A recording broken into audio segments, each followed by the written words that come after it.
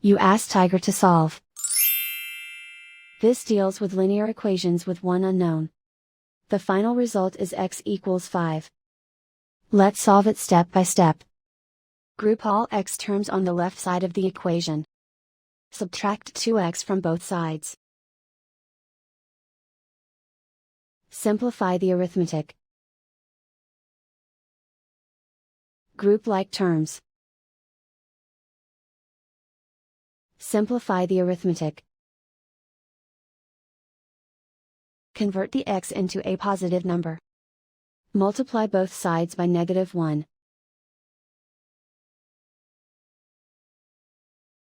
Remove the ones. Simplify the arithmetic. And so the final result is x equals 5.